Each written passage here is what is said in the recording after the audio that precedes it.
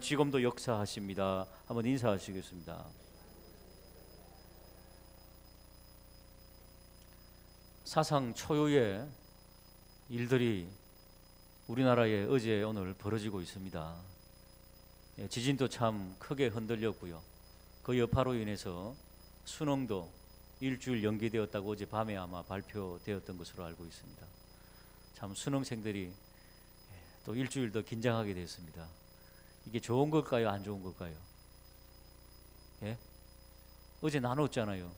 아마 이런 일이 있는 것은 하나님께서 좋게 하시려고 오네시모가 도망갔던 것 참 화나는 일이죠. 노예가 도망가다니요. 그러나 너를 잠깐 떠난 것은 너와 함께 영원히 있게 하려 함이니라. 우리에게는 어떠한 일이 있어도 아름답고 좋게 해석하는 하나님의 뜻이 있을 거야. 섭리가 있을 거야. 그리 해석하기를 주님의 이름으로 축복합니다. 포항에 있는 분들이 얼마나 놀랐겠습니까? 저도 지진을 만나봤는데요. 요거보다 조금 더 큰 거였죠. 완전히 집들이 붕괴되고 하는데 1992년입니까? 3년이가 노스리지 미국에서. 제가 헐리우드 지방에 있었는데요. 막 수영장 물이 넘치고 막 찬장이 막 있는 집기들이 다 넘어지고 깨어지고. 그때 있죠. 이 땅만 흔들리면 여진이 한 100번 정도 있거든요. 계속해서 여진만 있으면은요. 이 발에서부터 올라오는 이 공포. 어제 우리 딸이 경험했더라고요. 포항에 있었잖아요. 그 학교에 막 그냥 벽돌이 떨어지는데 운동장으로 막 그냥 다 튀어나오고. 어젯밤 11시에 서울에 도착했습니다. 휴교했더라고요. 휴고. 무슨 뜻이 있을 거야. 하나님께서 뜻이 있을 거야. 와, 아빠 지방 보내더만 별걸 다 경험하네요. 막 그러면서. 어제 지진 났을 때 제가 바로 전화하니까 그냥 막 운동장에서 아빠 하면서 막 우는데, 그래 기도하자, 괜찮아. 남자애들은 그냥 옆에서 아이고 아이고 이러고 있는데 여자애들은 막 울고 있어요. 사랑하는 여러분, 이런 천재지변이 일어날 때 우리는 무엇을 어떻게 생각해야 될까요? 서울에도 흔들하셨죠? 어제 느끼셨죠? 여러분, 저도 그 전화할 당시 우리 그 목양실에 있는데 흔들하더라고요. 1절 보시면은 그 해답이 나옵니다. 1절입니다. 한번 보실까요? 니느웨에 대한 뭡니까? 경고입니다. 천재지변이 일어나고 지진이 일어나는 것은 우리가 먼저 하나님의 뜻이 있을 거야. 좋은 뜻이 있을 거야. 나에게 주시는 좋은 경고일 거야. 아, 포항은 우리 지역에서 멀기 때문에 우리는 괜찮다고요? 하나님의 경고입니다. 그리고 내가 더 천재지변 당한 자들을 위해서도 기도하고, 하나님이 흔들어 대시는 것이 무엇 때문일까? 여러분, 하나님 안에서 하나님의 교회가 우리들에게 요구하고 부탁하는 것들이 있습니다. 기본적으로는 이번 한 주, 지난주에 말씀 나누면서 우리에게 고난이 뭐라 그랬습니까? 우리에게 고난은 입을 떼서 복음을 한번 전해보는 거라 그랬지 않습니까? 그 고난이라 그랬죠. 힘듭니다. 여러분 해보실래요? 안 됩니다. 잘. 너무 황당한 이야기거든요. 복음이. 한번 해보자 그랬죠. 한번 해보시기 바랍니다. 천재지변은 우리와 상관없는 것 같지만은 우리에게는 우리 개인이 적용해야 됩니다. 경고다. 하나님께서, 하나님의 교회가 우리에게 원하시는 무엇인가 있습니다. 여러분, 하나님이 한번 흔드는 것은 땅만 흔드는 게 아니라 우리의 이 건강도 흔들어 대실 때가 있습니다. 우리 아버님 위해서 여러분들 많이 기도해 주셔서 감사한데요. 저는 여러분이 생각하는 만큼 그렇게 가슴이 미어지고 아프고 처음에는 그랬는데 지금은 하나님의 뜻이 있고 감사합니다. 왜냐하면 아버님은 달려갈 길을 그래도 은퇴하시며 다 달려가셨잖아요. 저희 아버님은 장수하시고 건강하시고 그러셨잖아요.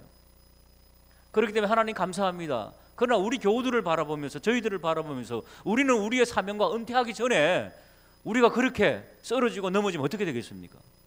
사명도 다 감당하지 못하고. 여러분, 우리의 생명은 하나님이 한 번 흔드시면은 그냥 끝입니다.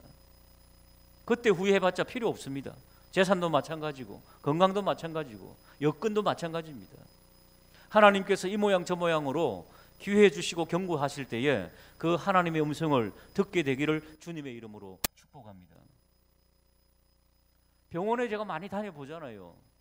지금도 요양병원에도 가고 일반 병원에도 가고. 우리 아버님 옆에 있는 분은 성동교회 장로님이세요.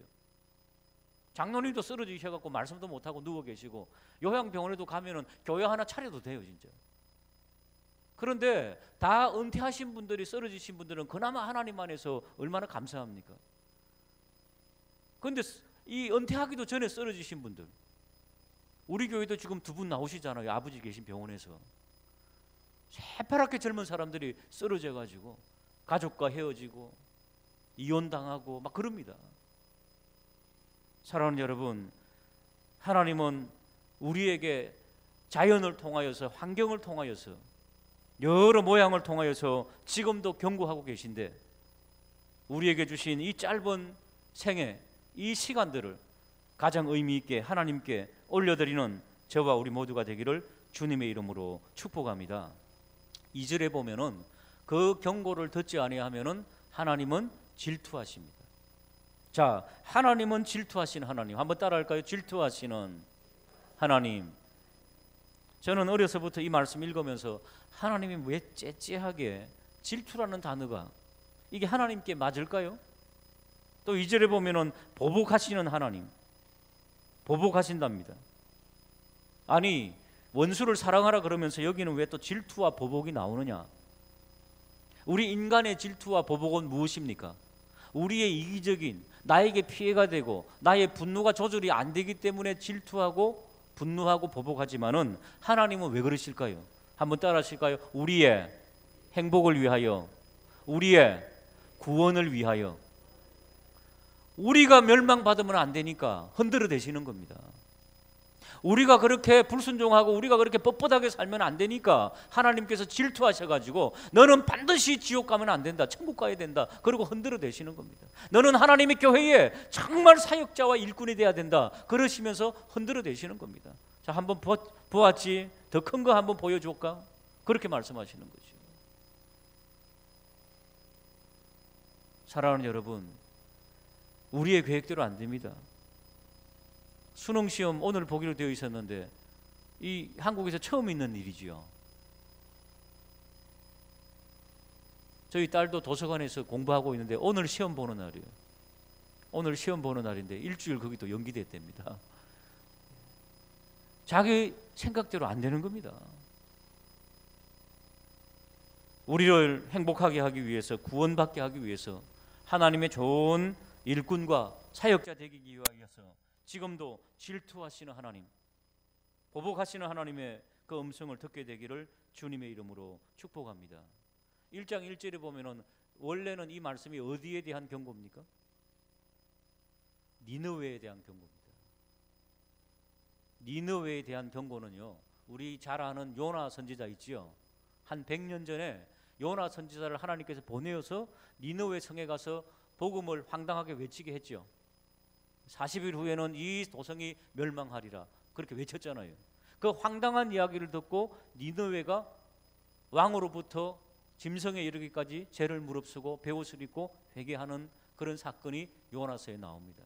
그래서 하나님께서 뜻을 돌이키시고 그 니느웨를 봐주십니다. 재앙을 내리지 않습니다. 그리고 한 100년 지났는데 또 경고망동하고 뻣뻣하고 교만하고 하나님께 또 너무 범죄하는 이방민족 니느웨, 한 100년 후에 나훔이라고 하는 선지자를 보내어가지고 경고하시는 거죠. 나훔이라고 하는 뜻이 하나님의 위로라는 뜻입니다. 위로. 그러니까 하나님의 위로의 말씀을 듣지 않으면은, 그 위로와 은혜를 너희들이 그릇에 간직하지 못하면은 멸망한다. 나훔의 예언을 듣고 나서, 묵시를 듣고 나서 더 이상 그들이 회개하지 않았기 때문에 이 니느웨, 아수르는 멸망했다는 겁니다. 바벨론이 일어나서 철저하게 멸망했다는 것을 역사는 우리에게 증거하고 있습니다. 그러므로 3절에 하나님은 노하기를 더디하시지요.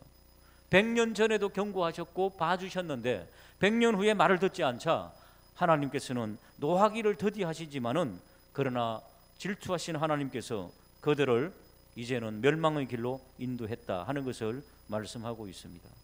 하나님께서 멸망시키시고 벌 주실 때는 어떤 내용으로 벌을 주시는가? 4절에 이렇게 표현하고 있습니다. 바다를 꾸짖어 그것을 말리시고, 바닷물을 말려버리십니다. 그리고 강을 말리십니다. 그 옆에 바산이 있죠. 바산은 기름진 평야를 뜻합니다. 바산이라고 하는 뜻이 돌 없다 그런 뜻입니다. 돌이 없다. 얼마나 옥토입니까? 그래서 아주 비옥하고 아주 좋은 땅입니다. 풀도 아주 무성하게 잘 자랍니다. 그렇기 때문에 바산의 수소와 암소 그런 뜻이 있죠, 성경에. 그러니까 수소와 암소들이, 양들이 풀을 뜯기에 아주 적합한 그런 곳, 그런 곳을 바산 평야라 그러고요. 갈멜, 여러분 아시죠? 갈멜산의 대결. 갈멜산은 이스라엘 땅에서 가장 귀옥한 지역으로서 포도원과 그리고 아름다운 과실들이 제일 많이 열리는 그런 장소라고 합니다. 그러니까 바산과 갈멜이 어떻게 된다? 쇠하게 된다는 겁니다. 여러분 과거에 그런 경험 못 해보셨습니까? 하나님 번물 터지도록 막 그냥 하나님께서 막 재물도 쏟아주시고 막 여건도 쏟아주시고 하던 그런 때가 있었죠, 옛날에 우리나라에.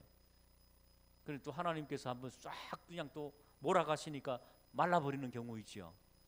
그런 것을 경험하면서 어떤 분들은 재수가 없었다 그러지만 어떤 분들은 그것을 영적으로 해석합니다. 아하, 하나님께서 나에게 이런 기회를 주셨다가 또 내가 이런 모양으로 살기 때문에 하나님께서 이렇게 또 가져가셨구나.